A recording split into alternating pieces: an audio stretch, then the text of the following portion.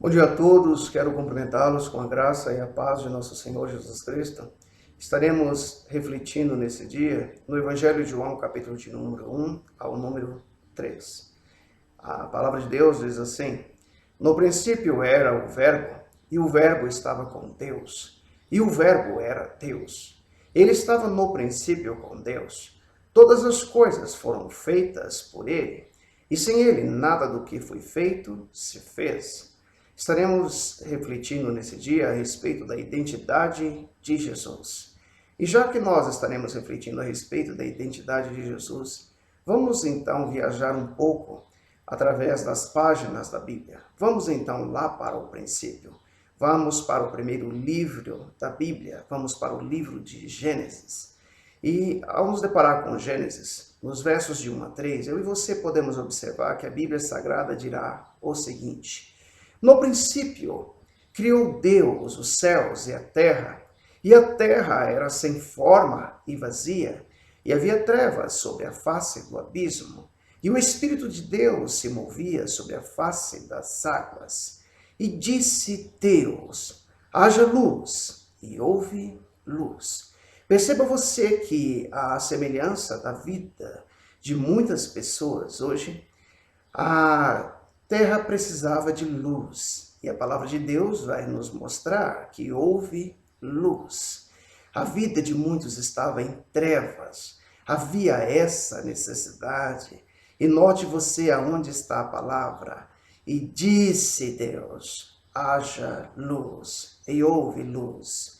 Mas nós vamos observar que, embora a vida de muitos esteja árida, esteja seca, embora a vida de muitos, às vezes a sua e a minha vida, esteja um verdadeiro deserto, e você perceberemos a segunda colocação da palavra, verso de número 6 nos diz o seguinte: E disse Deus, haja uma expansão no meio das águas, e haja separação entre águas e águas.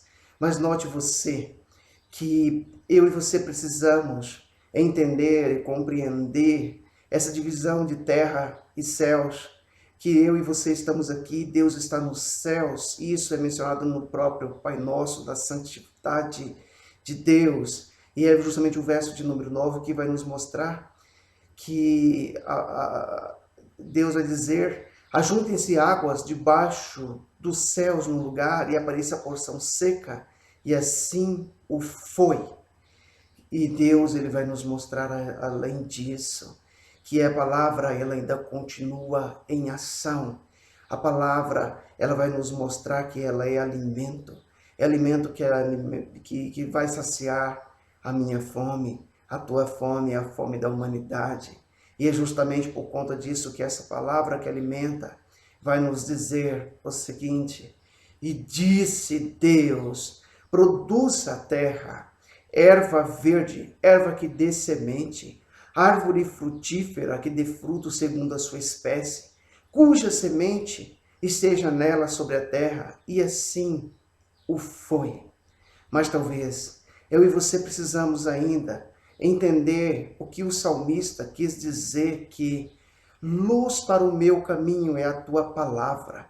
E quando eu e você vamos observar o que o salmista está dizendo, nós, ao olharmos para os céus, eu e você poderemos compreender que, sem dúvida alguma, luz para o meu caminho é a palavra de Deus. Nós vamos observar que isso é um sinal que os nossos antepassados puderam compreender, é um sinal que eu e você podemos compreender, é um sinal que as gerações futuras poderão compreender.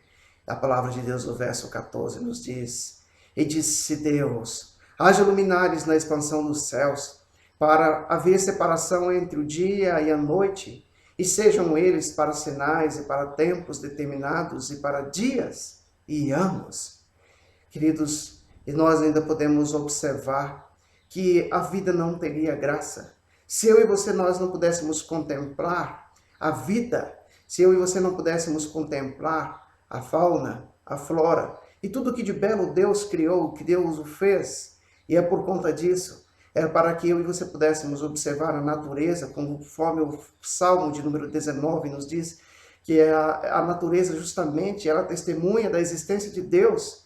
Há quem duvide, mas note você que é justamente no verso de número 20, onde a palavra de Deus vai nos falar o seguinte: e disse Deus, produzam as águas abundantemente répteis de alma vivente, e voem as águas sobre a face da expansão dos céus.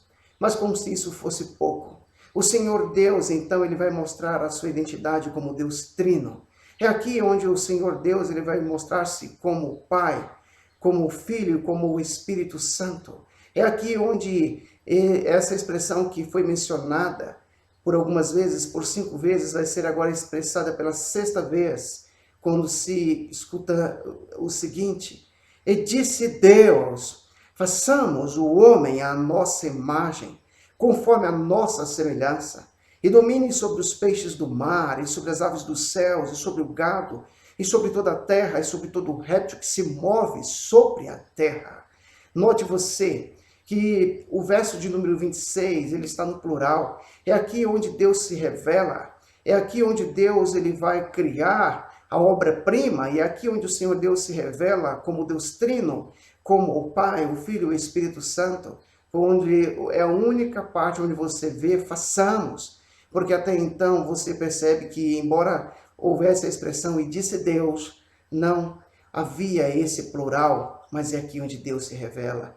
Eu e você podemos observar que o homem é a última obra-prima criada por Deus, mas nós podemos observar a identidade de Jesus mencionada por João, quando ele vai falar que no princípio ele era o verbo, e eu e você podemos observar que de fato ele é mencionado, ele é a palavra, é através dele que tudo vem a existir.